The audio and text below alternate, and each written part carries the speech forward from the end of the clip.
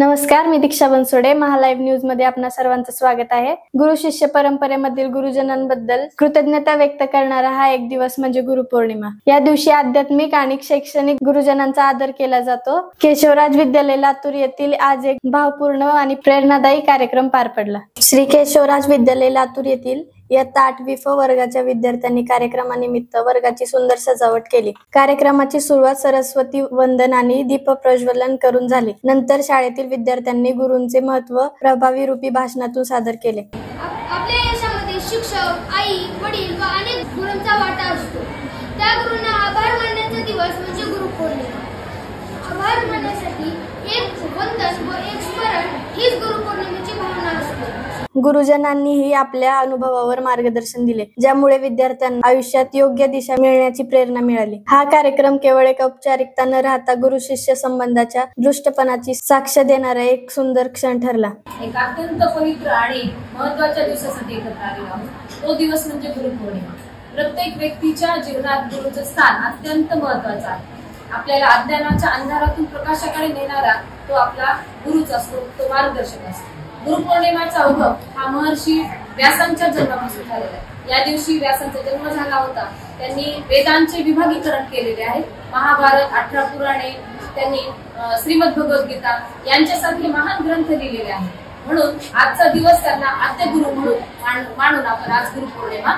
आपल्या जीवनात अनेक प्रकारचे गुरु असतात. आई, वडील, शिक्षक, आध्यात्मिक गुरु, मार्गदर्शक, जे आपल्याला योग्य मार्ग दाखवतात ते आपले गुरु असतात. मग गुरुंना वय हा प्रकार तिथे मोडला जातो. लहान लेकरू सुद्धा आपलं गुरु होऊ शकतं, तर त्यात मोठा वृद्ध सुद्धा आपला गुरु होऊ शकतो. मुख्याध्यापक श्री बाळासाहेब केंद्रे सर यांनी गुरूंचं समाजातील स्थान विशद करताना विद्यार्थ्यांना प्रेरणादायी मार्गदर्शन दिले. त्यांनी सांगितले की गुरु म्हणजे अज्ञान अंधारात रेंगाळणाऱ्या जीवनाला ज्ञानाचा प्रकाश दाखवणारा दीपस्तंभ आहे. गुरु म्हणजे केवळ एक हाडामाना माणसाचा व्यक्ती म्हणता येत नाही. गुरु ही संवेदना ही सर्वश्रुत अशी आहे.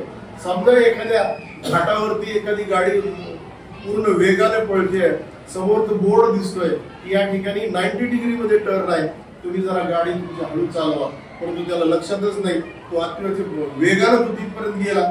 ब्रेक मारण्याचा प्रयत्न केला, पाऊस पडलेला होता, शेवटी कठाड्यावर गाडी जाऊन थांबली. त्याचा गुरु म्हणजे तो असलेला प्लेस बोर्ड आहे. म्हणजे गुरु ही संकल्पना सर्वश्रुत आहे. गुरु म्हणजे केवळ आमच्यासारखी माणसं किंवा एखादा व्यक्ती ज्ञान देतोय म्हणून गुरु नाही, तर ही जी संवेदना आहे, ही जी संकल्पना आहे, आम्ही विद्यार्थ्यांना रुजवण्याचा प्रयत्न करतो. जो चांगलं सांगतो कधी साध्या भाषेमध्ये, जो चांगलं जीवन जगण्यासाठी, संस्कारमय जीवन जगण्यासाठी मार्गदर्शन करतो, त्यालाच आपण गुरु म्हणतो. गुरु शिष्याची खूप चांगली परंपरा आपल्याकडे सांदीपनी ऋषीपासून साधारण महात्मा गांधी यांचे शिष्य असलेले नेल्सन मंडेला किंवा रामकृष्ण परमहंसांचे शिष्य असलेले विवेकानंद यांनी आपलं नाव केले.